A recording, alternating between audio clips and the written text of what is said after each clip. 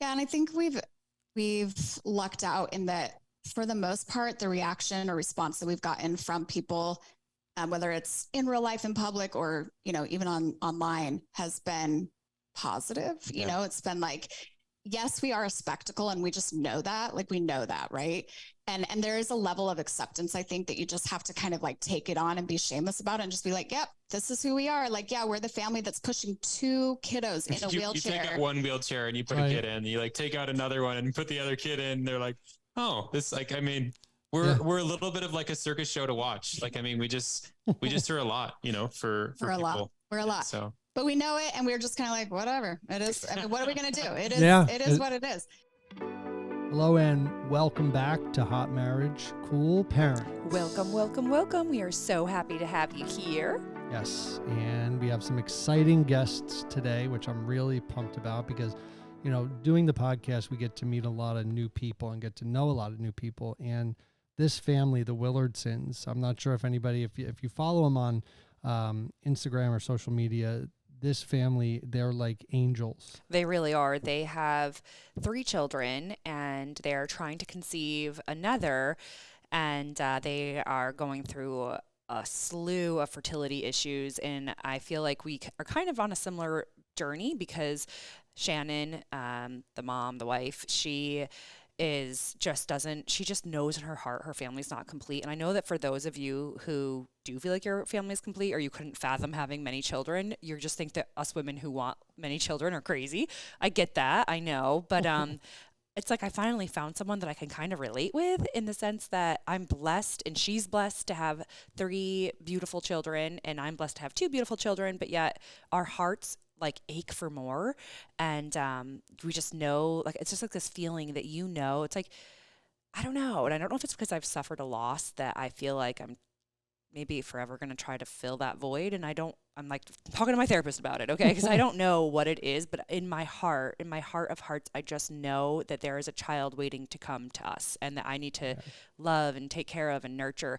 And that doesn't take away at all from my current 2 children. There's like the most annoying thing is when they say, just love the kid you have. And I'm like, I do. I love them so much. I want another one. Like, it is weird when people say that. It's like, do you think I don't? Of course I do. If I didn't, I wouldn't want more. Well, I think a lot of people, because like I always thought that I wanted 3 kids. And I think it could be because I grew up in a house of 3 kids. I have a younger brother and a younger sister. And you wanted a big family and you have a big family. Yeah, I know. It's actually funny though, because Doug, you said you watched Married at First Sight the other day, and apparently on one of the episodes, I haven't watched our season of Married at First Sight. I can't tell you how long it's been. It has been forever. But apparently on one of the episodes, you said that I said that I didn't want 5 kids. Yeah, you said your words were, I don't know. I can't believe I said that. I don't know who would want that many kids. Like, my God. And it was just funny because now, yeah. I'm like astonished that I said that because I've always wanted 4 to 6 kids and maybe adopt a couple. Well, the Willardsons are going to be on a little bit later, and they're going to share their fertility journey. They also share a common chromosome. I don't even know if it's a chromosome, but they share. Yes. They both share a genetic trait that gets passed down to the kids. There's a 1 in 4 chance that it gets passed down to the kids, and it's a very rare disease or genetic disorder, which had been passed down to 2 of their children. And so 2 of their girls, their 2 youngest girls, they have a son named Jack and then 2 younger girls, and they're in wheelchairs, and they have this genetic chromosomal. I just think we should have the Willardsons explain it a little bit better. I was going to say, we're botching this explanation. Yeah, but we'll let them. But the point of the matter is that, and why we think that they're angels and they're just so amazing, is because, there's like nothing about that stops them from wanting to love and be there for their current children, but also have another, and just like the amount of grace that they have. I mean, it's a very genuine story. Yeah, and 2 great people, and they have so much love in their hearts. And you sometimes meet people, and there could be a level of depression, and there could be a level of saying, "Why me? Why does this have to happen to me? Why does this have to happen to my kid?" And it's just their mindset is just beyond a level of comprehension to me of how happy and down to earth and just there. I was really, really grateful to speak with them. Yeah, but I know that we've been talking a lot about your journey, Doug, about your medicine. Yeah, speaking about journeys. Yeah, you are on quite the journey yourself, and I'll let you explain it, but I am sitting here so proud of you and so shocked. You. You did have an episode, I would say, of like withdrawal, but yeah, it's. Well, we should probably, for those who are just catching us on this episode, Doug has been on a journey where he. Oh yeah, I guess if you're just listening, so I had I've had an addiction to painkillers ever since. Well, it really started in college, but then I had moved on to a drug called Suboxone, which helps you curb the withdrawals and helps you get off of it. But Suboxone is a very highly addictive medication in and of itself, and it's trading one addiction for another. It's like the lesser of two evils. Suboxone is legal, whereas popping prescription pills is not. Yeah. And so through Suboxone, you still have that need, and you go through serious withdrawals if you don't have them. And traveling as much as we do, and even going on the road trip that we were on, you're a slave to this medication. When you get to the end of your prescription, the anxiety comes on, and you need to know where you're going to get it. You need to know if it's going to get filled. And I never experienced more of a headache and anxiety than when we were on our RV journey. I filled it, I think, in Pennsylvania and Idaho, and it was, and every state has different laws, but needless to say, when we came back to Florida, I made the decision in my head that I needed to get off of Suboxone. It had been 10 years plus that I've been on this medication. And I want to go back to what life was like before having to just be a slave to any medication. And so there's an addiction specialist down here that I went to that introduced me to a drug called Sublocade, which is a injection into the stomach. And it's a slow release similar to what Suboxone is. But they literally give you an injection in the stomach, and it's like a gel that gets in there. And I talked a lot about this on our first episode, but I am going in for my next shot on June 14th. They wanted to schedule the 15th, but June 15th is a very special day. Oh, why is it so special? Because it is my wifey's birthday. Oh, okay. And I didn't want... That's a very, very special day. I get that. I didn't want to ruin that day. But yeah, so I go in for my second shot on June 14th. And supposedly there's 4 shots that are scheduled. They're each spaced out 26 to 29 days apart. And the idea being that after the 4th shot, a lot of people just say that's it. You won't go through withdrawals. You won't go through any of the physical effects of being dependent on that type of medication, which I'm really looking forward to. But after how many? 4 months? Yeah, after 4 months. So, it's not a full 4 months because it's every 26 to 29 days, but it's essentially 4 shots and then you're good. And, so far it's been okay. I do notice that it's more of a habitual dependency or habitual. I had an oral habit of taking my medication once in the morning right after I dropped my kids off, and then one at 5 p.m. That was always my routine for like 10 years. Over 10 years. Yeah, really. Around those times I start to feel a little antsy.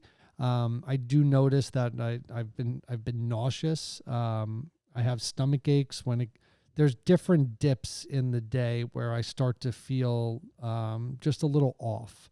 Kind of zoning out and, almost like I'm starting to go into withdrawals, but it's not nearly as close to what I remember withdrawals to being. So it's just pushing through those times, finding distractions. And so we'll see what happens on the second shot, which I go down from whatever the dose was. I go down to a certain milligram. I don't even know how it goes. It's like a gel that gets shot into your stomach.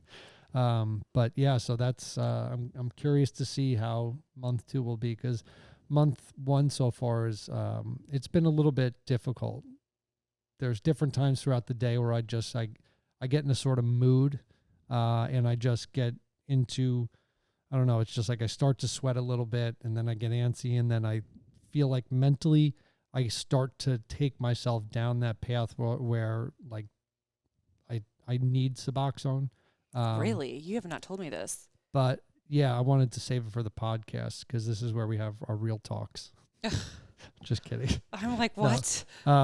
No, but it's been like very sporadic. Wait, so you're starting to feel like there are times that you feel like you want to take Suboxone even though you're on this gel?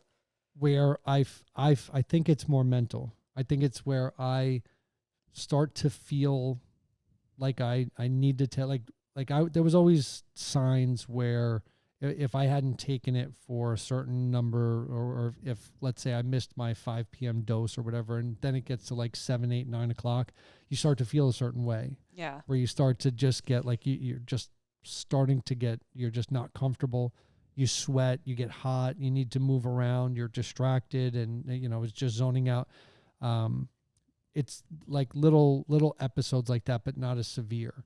But you've had moments since you've been on, this journey that you've actually wanted to, like, you just kind of wish you could take Suboxone? Not wished, but those would be times where I would take it, because I know that I would need to take it. But then how are you getting over it then? But then that moment passes. Oh, I was gonna say, how do you get through that? It's just putting it like, this is what I have to do. And just going past it. And then it, like, it's almost like I just snap out of it. I don't know. It's just weird. But I think that might be mental, at this point, but yeah, so far, it's been okay.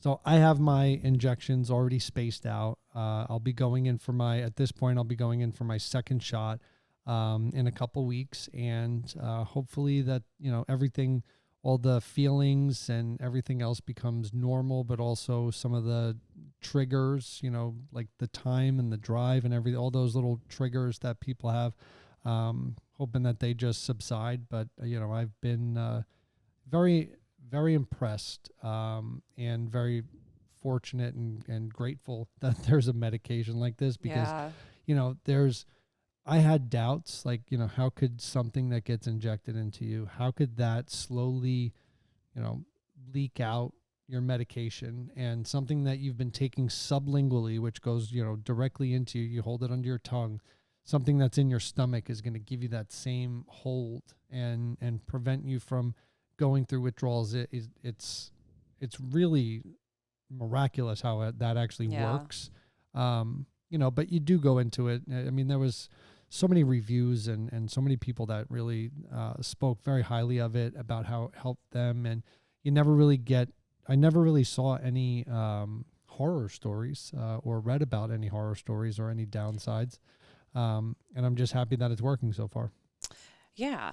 I'm so happy that it's working as well, because I feel like I'm just so thankful that you will no longer have to be a slave to this medicine, as you said that you have been. Yeah.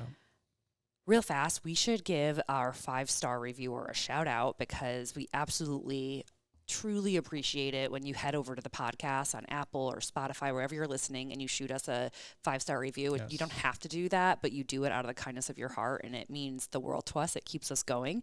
So a little behind the scenes. Okay.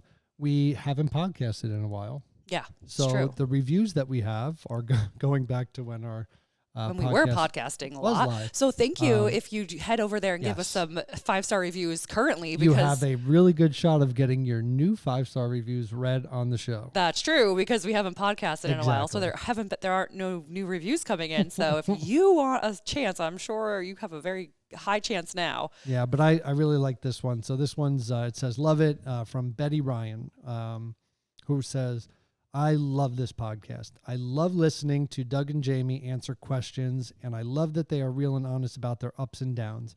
I recently rewatched some of MAF's Married at First Sight, and Jamie's initial reaction only lasted a minute until Doug stole her heart. TV really played it up, but obviously Jamie was crazy about Doug very early on, and I could attest to that. I look forward to the podcast episode. So curious about the new RV life. Can't wait to hear all about it. Betty, I'm sorry we left you hanging. Yes. We have barely shared anything about the RV life. I know we will have a whole entire YouTube series coming out through that. It's just getting through all of our major updates in life right now. Our daughter has just graduated kindergarten. Which is bizarre to think that it's already over. Like we were thinking, I mean, it just seems like yesterday we were saying to ourselves, like, I can't believe she started kindergarten, and I hope she likes her school, and I hope she makes some friends, and I hope she makes some friends so we can make some friends. Yeah, so we can finally hang out with people that are down here. But I am so happy with the school, how she took to the school. Her friends that she made are amazing. The stories she comes home with, I don't know if she's ever come home from school upset, ever, which is a really telltale sign of the school and the teacher. And I even asked her today, I said, what was your favorite part of the year of kindergarten? And she said, she said her teacher. Yeah, and then I asked her the same question, and she said playtime, and I was like, okay, that's nice. But there was one story that I'll forever remember from her kindergarten year. I will never, ever, ever forget this because it made me so proud of Henley Grace. So when we're working, recording or doing whatever it is that we're doing, sometimes I have my amazing new assistant Kirsten pick up the kids for us. This is her second. She's picking them up actually right now as we sit here. Yeah. She's at the school to pick them up, and funny saying that because she's only picked them up twice, so this is why this doesn't happen often. Like usually we get our own kids from school, but this one time Kirsten went to grab the kids, and she told me that Henley told her a story on the way home that there was a little girl at school who was getting picked on by her friends because she was in another class. Was getting picked on by her friends because of the necklace she was wearing, and Henley apparently went over to be her friend and asked her why she was sitting all by herself, and the girl told Henley the story, and Henley said, I'll be your friend. Yeah, we can play together. Yeah. And I was like, oh, that's so sweet. I feel like Henley just told you a story. Like, that's really sweet. I didn't know that my daughter at 5 years old had that in her. You actually ran into the mom at an event later that same day. And kind of shame on me for not believing in my daughter more but I just am thinking 5. I just thought maybe that was a story she wanted to impress Miss Kirsten. I just didn't think that was necessarily true because kids tell stories, and, but shame on me for not, next time I will believe my daughter. It's a big lesson that I learned from that. But, because later that night there was an event at the school. It was like a charity thing to raise money for the school. So we went to it, and no joke, that same little girl and her mom were there, and Henley thought this little girl's name was Mia. Turns out the girl's name was Mila, and the mom said, oh my gosh, your daughter is the girl who befriended my daughter when she was crying all by herself. And I was like, oh my gosh, that's a true story? So sweet. I couldn't even believe it. So sweet. And when we brought Henley home that night, I was like, honey, I am so proud of you. And, and I just, like the immense pride that I have that we are raising a daughter who really, truly loves and cares for other people, who will go to the one person who's kind of like the black sheep or the outcast or whatever and befriend them. I'm like, okay, God, like help us keep doing the right thing because so far so good. I feel like, I mean, of course, I'm sure there's going to be some bumpy roads, but the other day, I mean, school is like opens up a can of worms because the other day someone in school told her a bad word and showed her how to use the finger, and they're in kindergarten. Yep. I was driving, and we had to bring one of her classmates home. And on our drive home, they said, so-and-so in class taught us some bad words. And I was like, I mean, the immature side of me was like, what did they teach you? I just wanted to see what they taught. But I was like, there's a reason why they're bad words, and, you'll get in a lot of trouble one with your mom and dad, but also if you say them out loud in class and everything. And they were just like, I know. And so the one girl that was with us, she goes, it was the F word. The F word. Yeah. So, and then Henley said it. And, that's when it was just like, okay, well, listen, like this is going to be. Yeah, they're bad. Giggling and laughing and think it's funny. This is not a funny thing. No. And then they started giving the finger. And I said, it was the first time that this happened. Like this is going to happen. They're going to learn these things. Kindergarten, from I was kids. not expecting this. No. And so then that night at bedtime, I told Henley, I said, I snuggle with her every night before bed, like during bed. And I said, so, Daddy told me that you and this little girl from school told him about another little girl telling you a bad word. And I said, and she just looked at me and she had like these eyes and she kind of like hid and was like kind of too scared to tell me. And I was like, oh my gosh. And I said, Henley, you can tell mommy anything. Yeah, I told her that I was happy that they told me. And so I said to her, and I said, can you tell me? And she says, no, I'm too scared. And I said, okay, listen, anytime that you think you're going to tell mommy something and you're going to get in trouble, you can start it off by saying, Mommy, I have to tell you something, but please don't get mad. And no matter what you say after that, I promise I'm not going to get mad at you. Because the biggest thing is that regardless of what it is she does or what she's going to tell me and what she thinks that, like, no matter what she fears, I want her to know that she can come to me. Like, I don't care what it is. I want her to always know that she can come to me.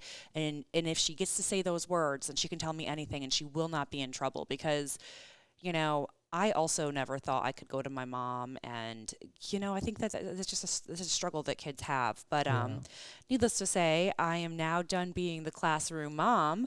And holy moly. Yeah, how was that? Yeah, that was intense. I'm telling you. You were so happy in the beginning to be the class mom. Oh, I was, and I still am, but it was. I think you were a great full-time class job. mom. I mean, every one of the parents that whenever there was a thing with the class mom, you brought a lot of parents together. You did a lot of events, and I think it really worked out well. Speaking of kids and classroom moms, our kids just got home. Well, before it becomes chaotic, I think now's a good time that we Now's a good time that we bring on the Willardsons to the podcast. I think that's a great idea. Yeah, it's a great idea. I like it. All right. Henley and Hendrix just got home, so we will bring the Willardsons on the podcast. Yay! Okay, well, we're super pumped to have you on the podcast. Shannon, I've been following you forever. I think I started following you way back when we lived in New Jersey, which was at this point a couple years ago. So I've been following you forever. I love your little family so much. Likewise, my dear. Likewise. Yeah. So it's kind of amazing and very cool that you're part of Family Made and now we're part of Family Made. And I feel like we're just meant to be, like we were supposed to just be friends. It was supposed to happen. It's meant to be. Besties IRL. I love this. It had to happen. I'm so stoked. Well, before we get into it, I wanted to give a very official introduction to you. So to everyone listening, this is Shannon and Chase Willardson. Excuse me. She just vomited. Ay. This is I just ate this perfect part. I swear a nut just got stuck in my throat. But anyways. Oh, man. Excuse me. Okay. This is a match made in heaven, y'all. I can just tell from this 2 minutes we've been talking. We're a match made in heaven. Yeah. This is our second. This is good. This is our second podcast in 1.5 years. Yeah, we're a little rusty over here if you can't tell. Can't even tell. Love you. Thank you for not judging us. Okay, let me try this official introduction again. This is Shannon and Chase Willardson, and I have been a big fan of Shannon for a long, long time. I follow her on Instagram, and if you don't, I definitely recommend you following her. We'll get to all of that later, but they have an adorable family, truly. They have one son, Jack, who's 9. They have 2 daughters, Charlotte, or you can call her Charlie, and Ava, and their daughters are diagnosed with a very rare condition, and I feel like, Shannon, no one could explain it better than you yourself right from the get-go. But also, I know you guys are also trying to conceive, and we are as well. And I feel like when we were thinking about who to have on as guests for the podcast, you were one of the first to come to mind, just because I feel like, well, we have a lot in common with the trying to conceive thing. Yes. And I also like would love to know, first of all, as you know, I've been following you forever, so I just love you. But I would love to just kind of chit chat a little bit more about what it's like taking care of special needs children. I love that you're so open about that and you're very vulnerable in sharing all of that, because a lot of times it's kind of scary to talk to a mom who has special needs children, because you're trying to make sure that they feel like normal and loved and, you know, like welcomed and all the things. And so it's really amazing that you're so open and just generous with your lives. So thanks for being on the podcast. Yeah, and talk a little bit about IVF for anybody we plan on chatting a little bit about it all with you. Yes, bring it all. We're so pumped to be here, you guys. Thank you for having us. And Amazing. I do have to just say, the feeling is very mutual, James. I've been following y'all for a hot minute, and I just feel like this was, it was about time that we made this official, this friendship. And Chase, I'm going to start. Friendship at first sight. Yeah, that's Yes, right. yes. Chase, I'm going to start following you so we can also build a loving relationship. Yes, Doug. Bro, I yes. feel like even though I don't follow you yet, I should. And you guys are awesome from the stuff that I've seen. And so I think we're going to be fast friends, Doug. Right. Yeah. I love it. We're going to be hanging out. We're going to have you guys come down to Sarasota, and you guys are in Nashville, right? We're in Idaho. You're Yeah, I in was going to Idaho. say, you guys are in Idaho. What am I thinking? Yeah, Yes. outside of Boise, right? I'm Or thinking in- of Sean and Andrew. But yeah, that's right. Yeah. Okay, well, But remind me where you guys are, though. we're in Sarasota, Florida. Okay. And didn't y'all just move fairly recently? Did I make that up? from No, New no, no. Jersey Well, to Florida. We bought right before the pandemic, so 2020. Okay. So we bought Got down it. here. She was pregnant. COVID started to happen. We needed to get back to New Jersey.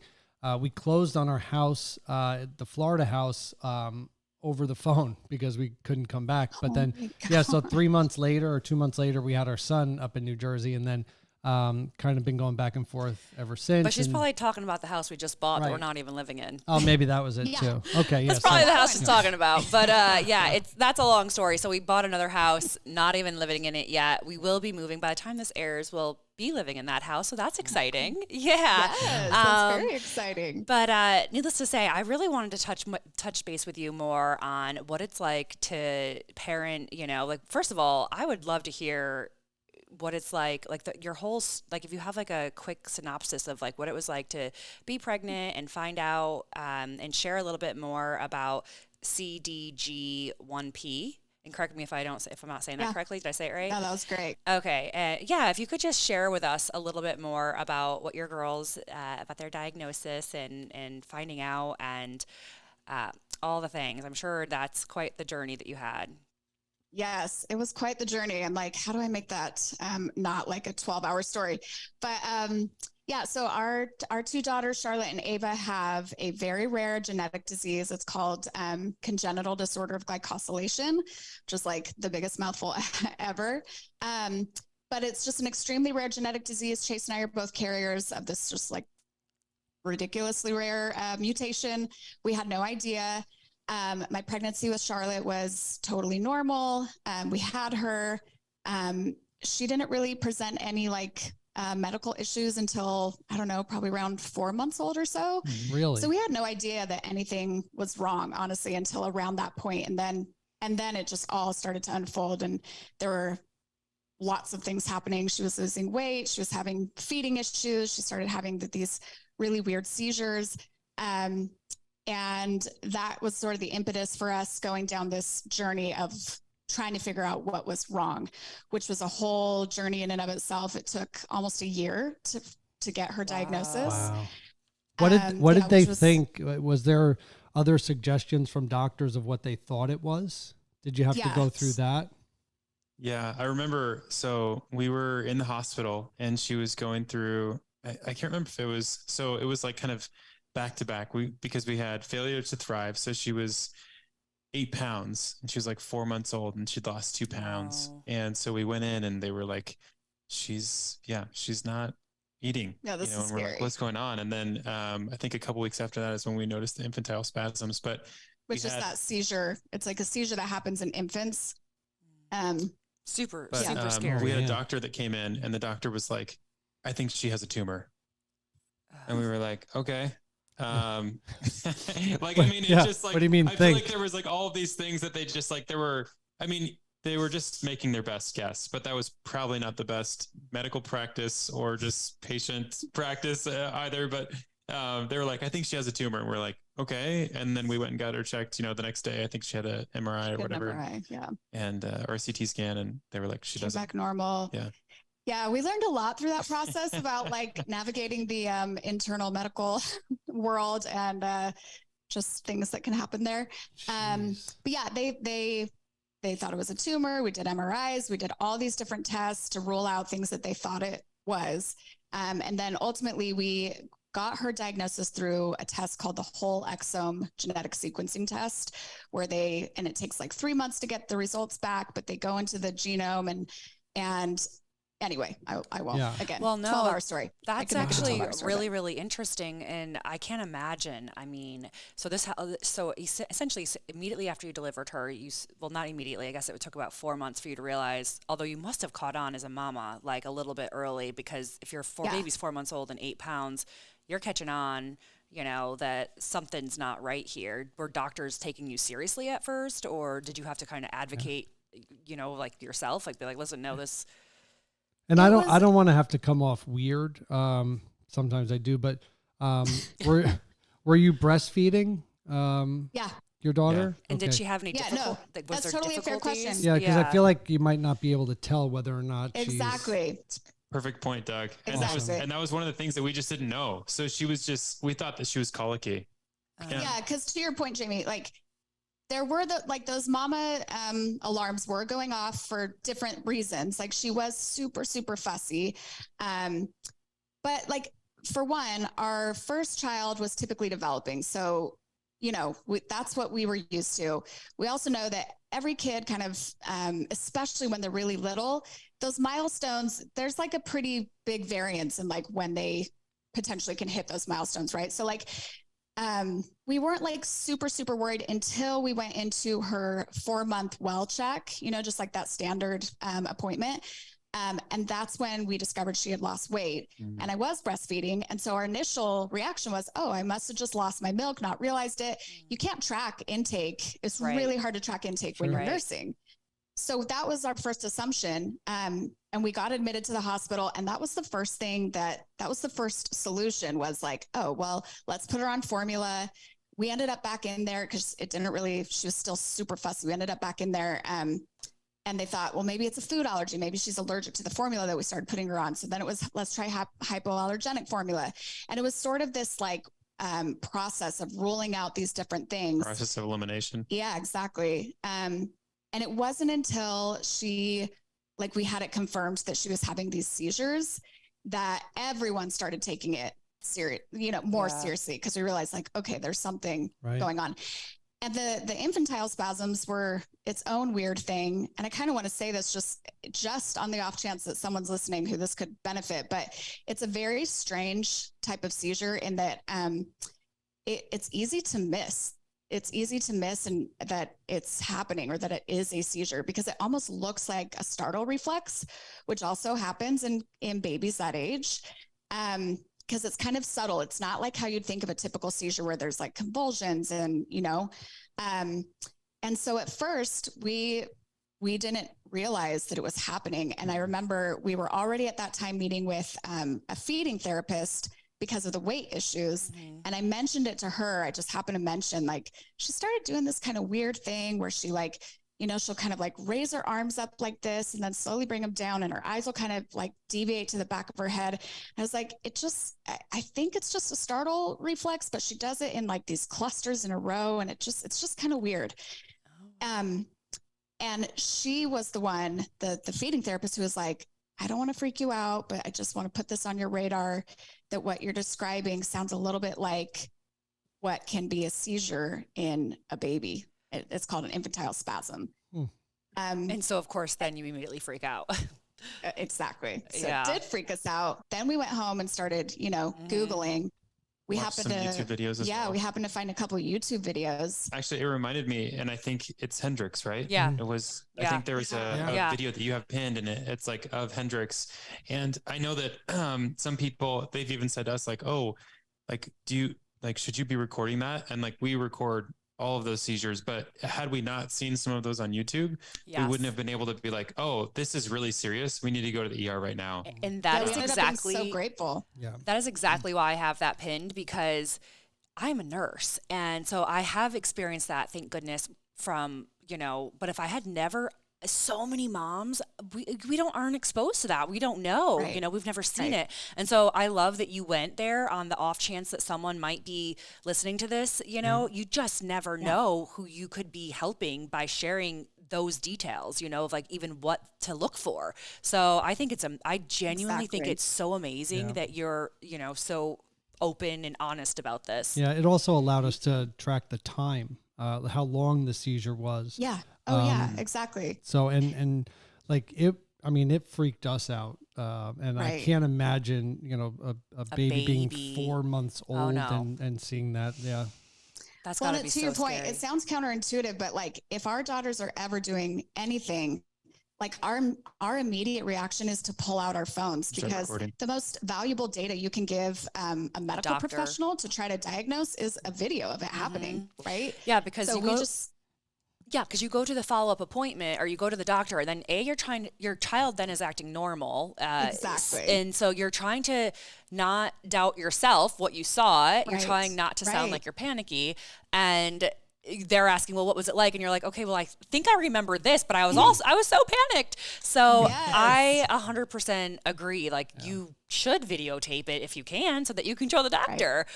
Exactly. And we ended up being really, really grateful for those videos that we found online. Kind of a plug also, like obviously there's sensitivity to what you post online for sure. But we were grateful that someone thought to put that online, because it helped us a ton. It really did. Wow. So after you get this diagnosis, what was the doctor saying as far as treatment moving forward? How old was your daughter when you finally got the diagnosis? Yeah, so by that point, she was about a year old. She was about a year old. And it was very interesting. In the world of rare disease, I think one of the challenges is that most of the doctors, at least in our case, our doctor, and we loved her. She's amazing. She's been practicing for 30 years, probably, like very seasoned. But she knew about as much about the diagnosis as we did. I mean, she was learning about it in the same way we were, literally just Googling and trying to find anything, which there wasn't much online about it. And she was transparent about that, which I really appreciate too. It wasn't like, I have 30 years of experience and like, let me pretend like I know what's going on. She's like, look, this is what I found. Has she ever diagnosed this before? She had tested for it one other time, but had never diagnosed it. Yeah. Wow. So when did you guys find out that you're both carriers of this? At that point, when she got the diagnosis back. Yeah. Okay. So is that the only way that someone can have this disorder? Well, no. Yes. Oh, I'm sorry. Well, I was going to ask, I was actually going to ask, like, you know, during pregnancy, at whatever point they say you can test for these genetic abnormalities or whatever. Yeah. Do you guys ever get tested for that? And did it not come up, or do you guys not get tested for that? No, so we did all of the testing in pregnancy that you can do, but this is the other challenge with like genetic diagnoses is that, I mean, the gamut of like genetic diagnoses that can exist is so broad that there's no way. I wish there was a way. I don't think there's any way that they could have like in utero screening for every possible thing that could come up. You know what I mean? Yes. You know what you're looking for. Like that was the thing. Yeah. It was kind of like they didn't know to test for it until she was having symptoms, and then it kind of gave them some clues as to where to deep dive in the genome, so to speak. Yeah. But yeah, that was part of the problem. We did. Yeah. We're very pro testing. We did all of that. There's no way that it would have detected what we had. Wow. And so you said 4 months is when you kind of started it, and it was until she was like a year. So that's months and months and months with your baby not thriving, having zero answers. And yet you're smiling here. So you made it through. I can't imagine. Yeah. We made it through, we're, through lots of prayer, lots of support from our family and stuff. But yeah, it was kind of this back and forth of like, well, now we're testing if it's this fatal disease, or this thing that's gonna, and like this roller coaster of emotions is like, oh, geez. it could be this, and like this is terminal, and right. and it's like, or it's this, and we don't know what the prognosis is, and Yeah. we're like, okay, And well, that's why I asked earlier. Sorry. So that's why I asked earlier, because I mean, if they're throwing all of these different things of what it could be, my first reaction would be to learn everything I possibly can about that thing. But then you're having to go on and on, which is yes. So you hear about a diagnosis that they think it could be. So I'm sure you're, of course, like trying to figure it out, and then all of a sudden it's not that, and it's the next thing. So then you're spending all. Plus, not to mention, you have another child at home and a baby that you're trying to take care of, and I'm sure you have to work. I can't even fathom the stress that comes with that. I mean, truly, I can't. Now, when you say rare, is there any statistics as far as how rare it is? Yeah. So our daughters are two of, I think, like maybe 20 at this point that have ever been diagnosed with their type of CDG. So CDG, there's over 170 different types. And there are some, all of the types are considered rare. There are some types that are more common. The type that our girls have is like rare within that rare umbrella of rare types of CDG. Okay. So yeah, I mean, who would have thunk it? Yeah. And the other thing that was so crazy about it is, after we started meeting with geneticists and you get this whole care team together, anyway, through meeting with our geneticists, we learned that the average person has about 5 to 8 gene mutations. But a lot of them are recessive, and it's just so unlikely that you're going to marry someone or that you're going to procreate with someone who has the same mutation as you. And that's what happened here.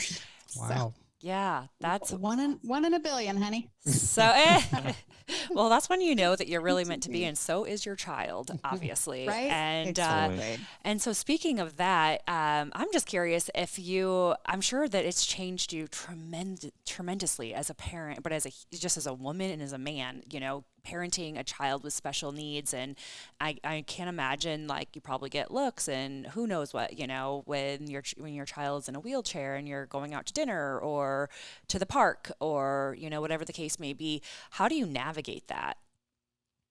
Yeah. Take it away, Chase. Yeah, I think one of the biggest things is because their development has looked so different.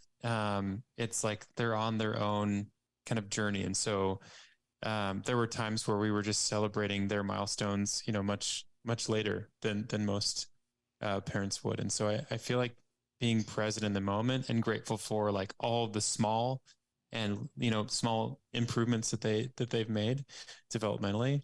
I think that changed our perspective on focusing on the small wins, celebrating those, and being just as excited, for those small wins as we were for our typically developing son for his kind of bigger wins. Yeah, and I think we've lucked out in that for the most part, the reaction or response that we've gotten from people, whether it's in real life in public or, even online, has been positive. Yeah. It's been like, yes, we are a spectacle and we just know that, like we know that. Right.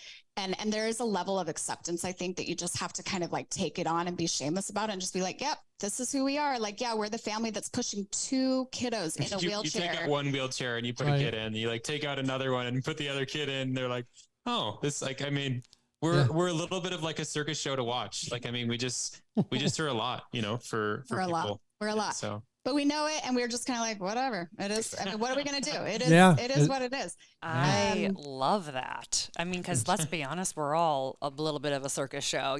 We just don't have the wheelchairs, but we all are a circus show. So, do you have a super? sure. Do you have a super special car then? I guess that is a good question. Not yet, but we're close to needing to cross that bridge. Yeah. Where like they're still. Because Yeah, isn't they're there still little enough that we've been able to make like our, just mom Honda van work. I guess still they could go in a regular car seat then, I'm assuming, Yeah. right? They can still go in regular car seats, Yeah. but I mean, Charlie's 7 and she's tall, and it won't be long before we're broaching that point of like, okay, she can't be in a car seat anymore. So now what do we do? Yeah. So we've already been thinking about that, and we'll either modify the car we have or get one of those like basically Sprinter vans shuttles. or Yeah. Because then like she could, lock her wheels in there. I've seen them where you can lock, and it's just a safe way for them to, and maybe easier for them to just kind of ride in and lock their wheels in and ride on out. That's the future for us for sure. That's where we're headed. Definitely. That's true. Yeah. So developmentally, can you share a little bit with, like, as far as like learning in school and things of that nature? Like, what is that like as a mom with obviously you have your son who's 9, your daughter, Charlie, who's 7. And how old is Ava? Ava's 4. 4. Okay. So, what is that like then with, parenting and school? And I mean, I'm sure your son who's 9 probably likes, T-ball or something like that. And so there's just a lot of needs. They don't have T-ball in Idaho. It's all out baseball. No, it definitely is. And honestly, like my heart goes out to families who are at the beginning stages of like finding out that their kiddo has a medical complexity and that because I will say that like navigating that initially was just insane. I mean, because you're eligible. You learn that you're eligible for services and special programs and things that are tailored for them. But the process of like gaining access to those things and understanding how to get access to them, what all of your available services are. I mean, it's just like really crazy. It's like a Pandora box. Like, it's crazy. Like, and then even state by state, like I feel like when we were in California, we felt like we started to really understand the services that were available. And with Idaho, we've been here for almost 2 years now. And I still feel like we're trying to figure out we 100% are. I'm like in the thick of it right now, still trying to get all of those things in place. So in that regard, it was a lot. And I always think like, gosh, I wish like, what is the way to streamline this or make this easier for families that, are going through this initially. And there are things, there's like care coordinators and people who are meant to try to help you navigate all of that. But it is a lot. Through posting, and on Instagram, TikTok, have you met other people that have a child with this? Well, not necessarily with this, because I know that this is so rare, but other children with as you say, complex medical needs. For sure. So actually, we did shockingly, we have met other families who have their specific diagnosis. Wow. This is so crazy. I think I have her permission to say this, but there is a family that lives on the East Coast.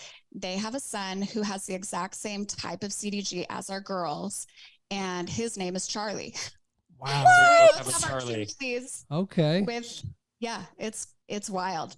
But I mean, but to your question, I get messages from people all the time who have kiddos with different needs, medical complexities. Because also I think one of the challenges is when you're very first figuring all of that out, it can feel so isolating and it's scary. You're just like in your emotions about it. You're sad. It's different than what you're expecting. You're worried about like, okay, what does this mean for their future, for our family's future? It's just so many emotions. And I think that's why we've tried to be really open about it, because our hope is that in sharing our life and in being open about that side of it, it can help someone, whether it's directly or indirectly, feel less alone as they're going through that. And also I think our hope is that like, now that we're on the other side of that kind of initial phase where it's all really heavy and kind of dark and hard, we kind of hope that people can look at our family and feel like, okay, like there is you can get on the other side of this and live like a happy, joyful life. Yeah. Even with this going on, Yeah, definitely. Honestly, sitting here talking to you, and you're such a vibrant, happy, both of you, so happy and joyful. And meanwhile, you do have 2 kids who have like probably double the needs of, the average family, I guess, would have. And it's nice to know. I mean, you guys are, and I can imagine that for other moms who have, you know, the medical complex needs for their children, that you give them some hope, you know, that you can figure out the solution for your family. Because like you said, we all, like about the circus thing, like we all have a circus, like we all have our own, you know, we really do. And so it's nice for everybody really to be like, okay, yeah, we all have a circus. What are our own needs as a family? Because it's going to look different for me anyways than it is for you, you know, as it is for the next person. Totally. Switching gears, I want to talk about trying to conceive, because knowing that you have such a, you know, busy lifestyle, and you have a lot of things that you're trying to take care of right now, as you said, like, because you just moved 2 years ago, you're still trying to figure out your own systems for your family, and now and you're also trying to conceive. And can you share a little bit more about what that process has been like for you? Yeah. So once we found out that our girls had this rare genetic disease, that we're carriers of it, we learned that if we do IVF, it allows you to test your embryos for their specific diagnosis.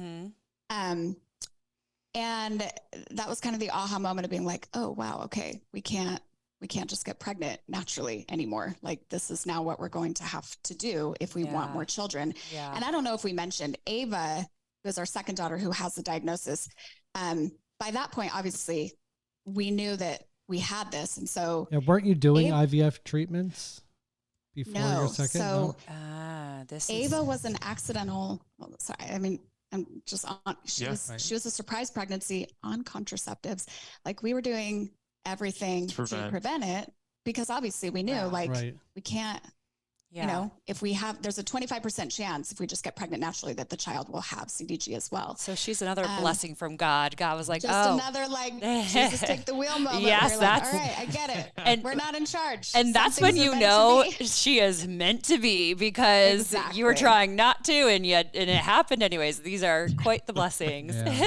Exactly. Like, God knew, Char needed assist. They're in it together. That's so sweet. There was no stopping it. So, but the plan had always been to do IVF. So then Ava came along as our angel surprise. And then we kind of started that process after. But yeah, we've been doing IVF for, like 2 years. 2 years. You know, and I think people, and this is fair, I feel like people look at us and probably think like, you are insane. Why do you want more kids? Like, look at your life. Your guys' life is crazy. And you already have 3 kids, like, which by most people's standards, like, that's already plenty. Not to mention, like, 2 of your children are special needs. So, like, again, are you insane? Like, what's going on there? And yeah, we do sometimes feel like maybe we are a little crazy, but it's like, all the best people are. Yeah. Right. It's like, I don't know. We've just had that desire. I mean, I come from a huge family. Chase always wanted a huge family. He has 2 brothers. I mean, it's just like, sometimes there's those things that you feel kind of pushed to in your life that, like, even when you try to ignore it, so to speak, or like, reason it away. If it doesn't go away, I think that means something. And that is exactly what has been the case with this. I can feel everything you're saying to, like, my core.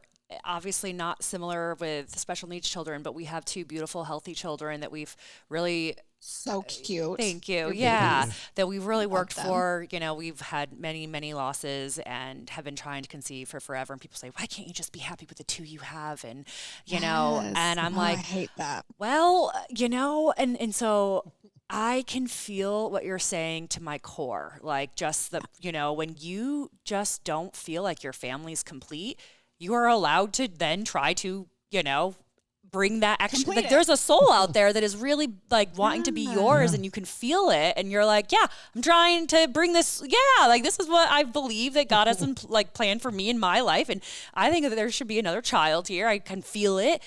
And so, but on the other hand, you know, I'm still thankful for my children that I have. Exactly. You know, like, that's the thing right there. Like, that comment is so triggering, because I get it too, where people are like, you have 3 children, be grateful for the children you have. And I'm like, I am. Yes. I am. Like, those 2 things are not mutually exclusive. Yes. Right? Like, I can feel that there is perhaps another little soul that's meant to be in our family, and also feel 100% grateful for the children that I have. 1,000,000%. Way to like Right? speak what I'm thinking, because it's so true. And I don't understand why other people, I guess I do get it, because maybe that's just not for them, but like, can't we just can't we just not understand and still applaud someone? I don't know. Right. Like, can we just be supportive on something this personal? Right? Yeah. Like, and so It's then, crazy. and then you almost like, at least for me, I'm almost shying away even sharing about it, because I'm like, well, you don't get me anyways. So like, you're also kind of negative towards me. Like, why are you being negative to me? Like, this is about me growing my family, and I feel like there's supposed to be more. Yeah. You're so like, it doesn't affect you at all. Do you understand that? That's the beauty of Yeah, for social media. real. It's the beauty of social media. yeah, that's true. I mean, but Now, for IVF treatment, does a guy go through anything for that? well, so we're at the very beginning of I don't know anything about- fertility. Yeah. So we're very excited to I've hear given one sample in my life recently, which was interesting. to an actual doctor. What we've done, we've checked his sperm before though. But anyways. Yeah, I actually I saw that. That was a dipstick in a yeah. Yeah. so- Yeah. So where are you guys in the process? Or have you done an actual cycle yet, or not quite? No, so I honestly, I'm kind of trying to avoid it. Yeah, Like I don't that's know understandable. why. Like I'm like I really believe for you. I get why Yeah. you're going that route, obviously. Right. But for me, I'm like, I know that we can have. I feel like I know that we can have a child Totally. without needing a doctor and like all of We these. just need to do it more. Well, that's what he keeps saying. It's like joking. Like he's like, Law let's just of- practice. Law of practice. averages. I Yeah. love it, Doug. Classic husband solution. We just need to have sex 3 times a Right. day. And Every then single day. It's gonna Law work. of averages. That's all I'm saying. That is exactly. Oh my God. but You guys are meant to be friends right here. and then you and I could just go roll our eyes. Exactly. But yeah, so can you explain to us a little bit of how this IVF process works? Because honestly, where we're at right now, we've seen the doctor. They pretty much just want to go straight to IVF, and I'm like, well, what about like IUI, like Clomid, Yeah. like what? Aren't there so many other options? But our doctor I am turning 37, and he just said that, I guess he was like, then you can make sure that everything's healthy and this, that, and the other thing, with the embryo. And I just, honestly, I feel really overwhelmed by it all. And and like what happened with Hendrix is I ended up getting pregnant, like I was like, must have been 4 weeks pregnant when we went to the fertility doctor for him. I had 2 losses prior to him, and I was trying for like 18 months, and we were like, okay, we're just going to go to the fertility doctor. And then the first visit, I was pregnant with him. I mean, he wasn't even, I must have been 4 weeks pregnant. I don't even know. It must have just happened. Yeah, they did a Yeah. test and they were like, you're already pregnant. And you know how like when you Oh my God. yeah. And I have That's the coolest story Yeah. ever. so I keep on kind Oh, of I praying love that we happens. were like, wow, again. your office is great. Yeah. This is the best office we recommend ever. we recommend you to Walking everybody. in. Wow. But and That's so also like cool. you're like basically 4 weeks pregnant the minute the minute the egg is like, you know what I'm saying? Because like, I couldn't have been, I'm like, how am I 4 weeks pregnant if I like wasn't pregnant last month, but now here I am. I don't know. But It's weird. needless to say, I'm kind of hoping that happens again, because I'm kind of scared of all the IVF stuff. So I would love, like, what is the process like? Because I know you've been through it several times at this point. Yeah, we've Right? done 6 cycles. Yeah. And I have to just validate your feelings. You're totally valid in feeling overwhelmed by it. I think everyone feels like that. I felt like that. I still feel like that. And I've been doing it for 2 years, So it's a lot. It is a beautiful thing, obviously, because modern science is just so crazy. Like the fact that we can use it in our case to test each of our embryos to make sure they don't have this very specific genetic mutation is just like the craziest thing. But, and also to your point, Jamie, you already know this, but like, I just really validate, trusting your gut and the feelings that you have about like,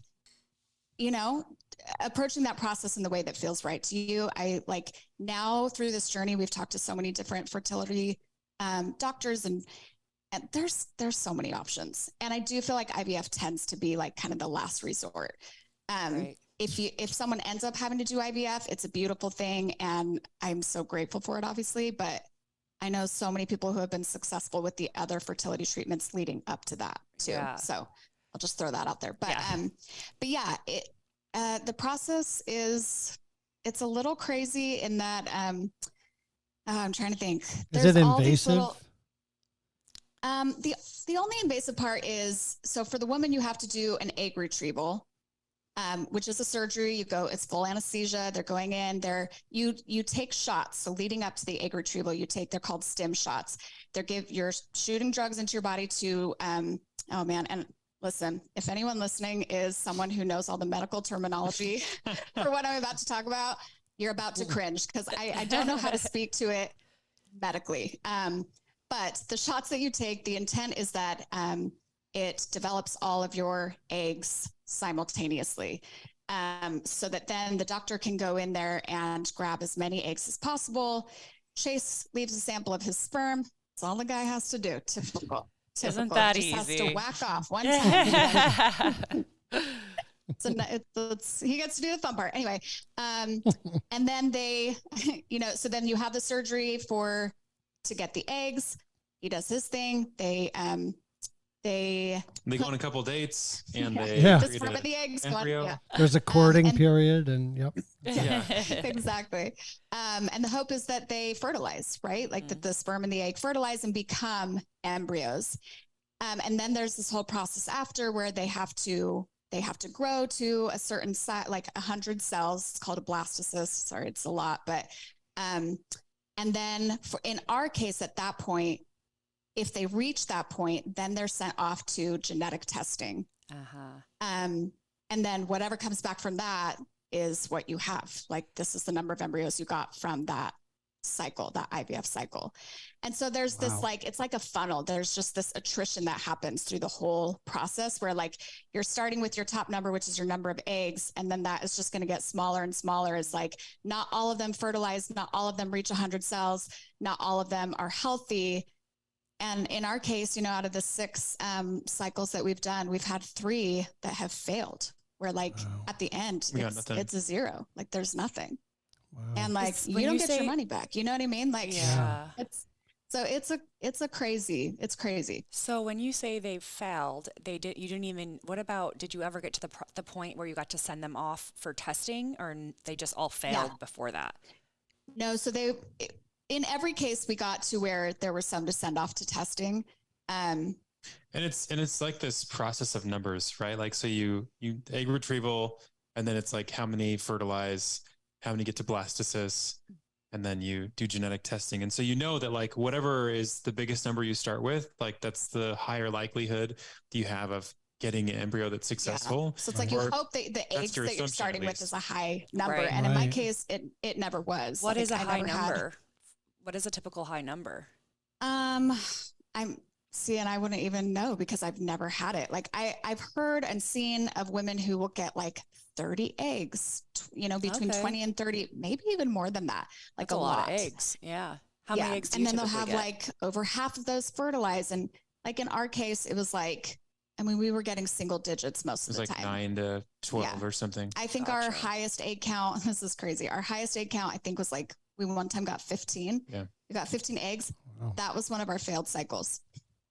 Wow. So that's the other weird part about IVF is that like, it just feels like at any point it could go off course and be completely derailed. Because that whole cycle, we were so like hopeful because we started with our highest number of eggs. We got our highest fertilized. And literally at the end, we had a 0. And then the next cycle we did, our egg count was not great. I think we got like 9 eggs from our egg retrieval. The number kept getting smaller and smaller, but somehow we got 4 healthy embryos from that cycle. So then when you got the 4 healthy embryos, you sent them off for testing, right? That was after testing. So it came back that after testing, they were healthy. Yeah. 4. Meaning they didn't have any of these genetic abnormalities, CDG or otherwise. Okay. And so you test for everything. Like at that point, you're like literally test for anything and everything possible. Yeah. And then they shove the eggs back in. I mean, shove's not a great word for it, but then they put the eggs back in, the healthy eggs. I love the medical terminology there, Doug. If you think yours is bad, let me tell you, we got you beat. Yeah. Well, I'm so amazed by this process because it's something that you pay for, which from what I understand, it's a lot of money. You have to trust that they're pulling out the eggs, that you have to trust every single step of this process.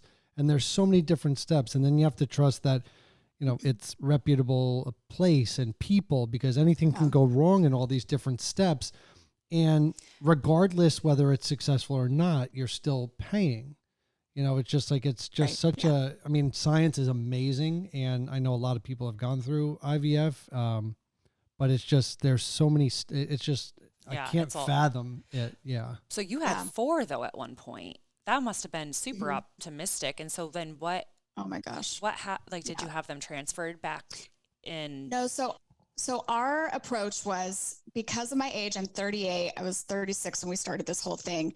But, anything over 35 from a reproductive perspective is like considered geriatric, basically, which is like very insulting. But that's literally what they call it, geriatric pregnancies. I'm like, cool guys, can I give it a different name? I'm over here. I still have my teeth, so I can't be that geriatric. I don't feel geriatric, but okay. So our approach because of that was, let's go and get as many embryos as we can before we try to what's called transfer, which is when they put the embryos in your uterus and hope that they implant and you become pregnant. That was what Doug was talking about. And the our shoving. hand motion for you that. Shove them in. They shove them in. I don't know if it looks exactly transfer like that, is way transfer Yeah. is way better than shoving. Yes. Yes. It's a little more gentle. I kind of like shove, actually. But yeah, so we did 6 cycles. We knew that we wanted more embryos than necessarily the number of kids we wanted to have, because also transferring then is its own It's not a guaranteed success, animal, so to speak. Right. Yeah, like we didn't know how transferring would go. Yeah. Or you could have 4 babies. I mean, that's, don't a lot of people have multiple children too through IVF? Well, no. So that's like if they transfer 2 at a time and they both stick, well then, but then they could control. Yeah. So have you had any transfers yet? Yeah. So we just did our first transfer last month. Yep. It failed. So we weren't wrong in thinking I'm sorry. Yeah, that's awful. Maybe that won't go super smoothly either. It can't ever be easy, guys, right? Yeah. No, never. So how many embryos do you have left at this moment right now? So we have 5. We have 5 left. Okay. So I know that it's probably really difficult to be like super hopeful, because obviously you've been through 2 years of all of this to get to just 5 embryos, which I'm sure is not what you want, but you still have, that's great. So, No, totally. Yeah. And we obviously when the transfer failed, we were super bummed about it. But we have to stay hopeful, because at this point, honestly, you kind of get to where you're like, I have invested way too much for this. Like, I'm like, so help me, this is going to work. Like at some point, this is freaking going to work. Yeah. Unless it doesn't. And then again, it'll just be one of those like, all right, I get it. God. Yeah. I guess it wasn't. There was something for us to learn. There was something we were supposed to learn by going through all this, and it wasn't meant to be, but you better believe like we're going to give it every freaking last effort. Good for you. Like, now, and I did want to ask too, I know we're kind of getting past the time, but, your son, Jack, having 2 children with special needs, as a parent, my first thought would be, how do we possibly give equal attention? That happened after we had our daughter and then we had our son. It's like, who isn't we're going to be giving, needs, and we still wonder. We're going to be giving, the new baby so much attention. We want to make sure that we split time. Obviously Jack's a little bit older, but what were some of the things that you guys did with him to prepare, or I'm sure it's still ongoing, but. Yeah. Well, I mean, to your point, we've tried to be really aware of the fact, like, it's really important to us that Jack never feels eclipsed by the medical complexities of his sisters, right? Like, he's his own person. We don't want him to feel like he's defined by the fact that he has sisters with disabilities, or, siblings with disabilities. And so we've tried to be intentional about implementing a couple things that make him feel really like seen and special, besides just like the day-to-day stuff where like, you know, Chase and I do a lot of dividing and conquering as in terms of like the activities he's involved in and things like that. But it was kind of this feeling of like, if we would do it, like if we didn't have 2 disabled children and we think it's something we would do, like we're still going to do it. Right. We're not going to like, because we want him to just have those experiences and we'll figure it out. We'll make it work. So he's in all sorts of sports. He's in all, we go to all his games. Sometimes we bring the girls, sometimes we divide and conquer and one of us stays home with the girls and one of them goes. We do Jack night. We try to do it once a month where we kind of go on like a special date with just him. That's nice. And it's either me and Chase together with him or just one of us. But that's been really fun. We've done little like staycations where we, stay in a hotel overnight. We've done little, like we've done all sorts of things. But he always really appreciates that. Like that's a special thing for him. What else? What am I forgetting? Do you guys have family we that also ask him to like help with things, for the girls? Yeah. So for example, I mean, just like you would with like a typically developing, like even if his siblings were typically developing, like if you're changing their diapers, I'm like, hey Jack, can you get me a diaper? Like, and then after that we'll play catch, type of thing. So there's always like time or an incentive for him. But he knows how to run their feeding machines. They're G-tube fed and he knows how to like turn them on, turn them off and stuff. That's and so sweet. So he's and for him, those are his little sisters, and he's the older brother. Those are the only little sisters he's ever had. So that's just the norm for him. And he's like, sure. all right, Ma, I'm turning it off. The feeding's done. I got it for you, Ma. Exactly. And he's amazing. He's such a good sibling to them. He's very sweet. He's awesome. Yeah. But I'll be honest in saying that, there is some like part of our desire for more kids, I think does stem from, just that desire for him to also have a relationship, a sibling relationship that is a little more typical maybe, and not to take anything away from the relationship that he has with his sisters, because it is precious and beautiful. And, we have the blessing of witnessing that every day. It's different. It's just different. Yeah, it's different. It's different. They can't have a dialogue. They can't have a conversation back and forth. They can't play necessarily together in the same way that you would. And so we just think that'd be a really special thing to be able to provide that for him as well. Yeah. Because then he kind of gets like the best of both worlds, right? Like he gets all of the beautiful singular blessings that come from having a different needs child, which there are. And it's like, I always wish it's like, that's what I want. Families who are new in that world of like just discovering. I'm like, I know it's hard right now. And it's not that it's not hard forever. Like there are aspects of it that are always going to be hard. That's just the reality. But there are some really singular special things that come with these perfect angel children that you only experience when you have perfect angel children. You know what I'm saying? Like our girls they'll never lie to us. They'll never like, that is true. About a boyfriend,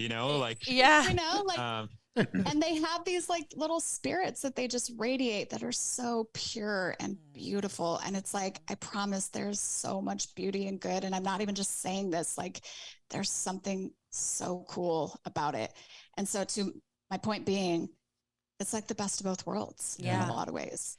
And also giving the girls a sibling, another sibling like Jack to help, just help with whatever, and to love on them and to, pay attention to them. I mean, they are obsessed with their big brother. Like they light up when he's around. Like he could do stuff like touching their face or playing with them in certain ways. And if Shannon and I were to do that, they'd be like, leave me alone. But if Jack does it, they're just like, oh, this is so great. You're so awesome. That's so sweet. They love him and they know him and it's like they adore him. So are there any more of that? We're like, that's it. That's amazing. Are there any treatments that are available for this? I guess as they develop, is it a different school that they're going to? Is it home service? I guess what are the next steps with them for you guys? Yeah, so they go to a typically developing school that has programs for different needs kids. So it's actually, we're really, really fortunate because all of our kids are at the same school. Oh, wow. But they are in like special programs at that school. Okay. That's actually. So that's been amazing. You asked about treatments. There is no cure for CDG currently. And there aren't really even treatments yet, but we're trying to change that. We're actually in the middle of, it's called a drug repurposing project, where like one of the approaches with these rare diseases is that they take, I mean, it's very scientific. So again, this is like way oversimplifying. We're very scientific too. So yeah. So we got it. We got it. Yep. I'm thinking about the egg catcher and the shover inner. Yeah, we got it. Exactly. But they take drugs that are already on the market and they do a bunch of testing. They create like models of these gene mutations that kiddos have, people have, and they test all these different drugs on them to see if they can have a positive impact on those cells. And they've had some success with that with other types of CDGs, where they found drugs that are already approved, FDA approved, that they can use that will help their symptoms, you know? Wow. And it's in small ways, but it's, I mean, Sure. again, like Chase mentioned, when you have a kiddo that's developmentally delayed, anything is like a win, you know? Yeah. Like you're just excited for any games whatsoever. And even Charlie and Ava, it's different. Like for both of them, Yeah. from a developmental standpoint. So Right. it's like Same something that's diagnosis, a huge but win for totally Ava. different. Like for Charlie is different, you know? Definitely. Anyway, so we are in the process of that for their specific type of CDG, and we're hopeful, you know, and just with like where like the advancements that have been made in medical technology over, you know, whatever the last couple decades, like we try to just believe the sky is the limit. Like who's to say that there won't be a cure for CDG in their lifetime? I mean, we don't know. Yeah. But because there isn't now, we kind of look at it as like, we have to do our part and do what we can to try to further that, because Creating awareness and and doing studies like this and things like that, because it's a lot of work, but it's like, hopefully at some point, even if it's not for our girls, but if it could be for someone, it'll pay off. It'll be worth it. Absolutely. Which is really amazing and honorable. And yeah, absolutely. Any way that we can help, please let us know. Yeah, If seriously. there's Oh, you anything guys are anybody can do, awesome. really. Yeah, I think what you're doing is wonderful. It is God's work, and you know you're passing along information that not a lot of people would be able to get otherwise. Yeah. Yeah, especially because of how rare it is. I believe it takes a lot of strength and courage to put yourself out there, and it's really amazing. Yeah, you should be Thanks, you guys. truly so proud of yourselves. I mean, also just you radiate like positive energy, and you have been through so many trials, and you know, so I don't know what you're doing, but keep doing what you're doing. Give me a little bit of it. Like I said before, Right back at you guys. just keep doing it more.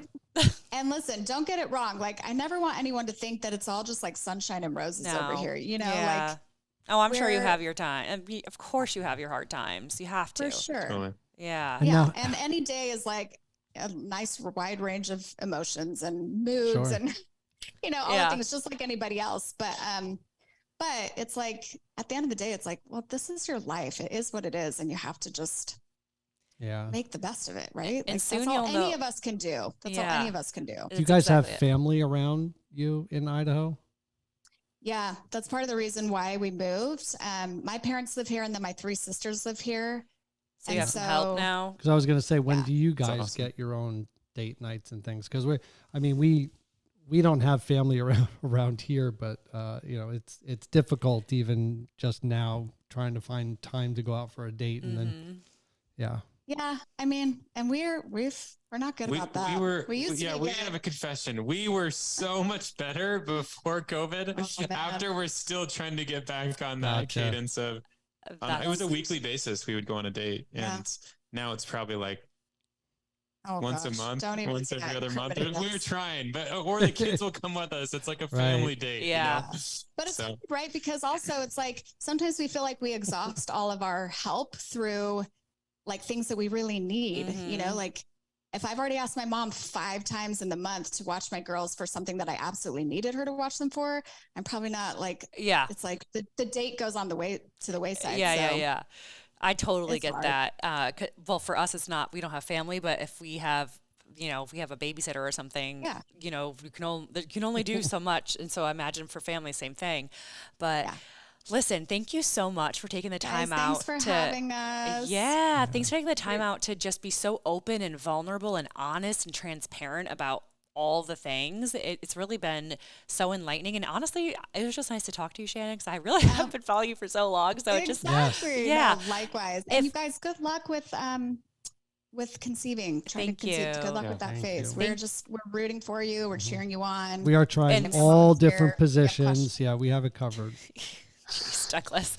And also good luck to you too, Shannon. And with your next transfer, whenever that may be, I'm sure you're probably still navigating emotions from a failed transfer. I can't imagine. And so for anybody who is listening and they'd want to find you and learn more about you, follow you like myself, where can they find you guys? Yeah, so we are at Shannon Willardson on Instagram, just my name. On TikTok, we're at Shannon Willardson. We're on YouTube as the Willardson Family. And then, of course, the Family Made Podcast Network. We also have a podcast called Don't Judge, Just Love on the Family Made Podcast Network. So great name. Yeah, that is a great name. Awesome. Well, thank you so much. And of course, for those of you guys listening, I'll provide all of the links to all of those places in the show notes. But yes, guys, thank you so much. And listen, if y'all are ever in Idaho, let's plan a trip. I'm like, let's plan a trip for real. We did drive through. Yes. Oh, Idaho is beautiful. I would love to go back to Idaho. We did a whole long trip and we were in Idaho, right? Oh golly, we were all over the country and I don't even know where we were, but yes. Through Idaho, South Dakota. We stopped there, I think. Yeah, Idaho is beautiful. Yeah, we would love that. But awesome, cool. Thank you guys so much. Really appreciate you guys. Nice meeting you. I'm sure we'll be in touch. Okay.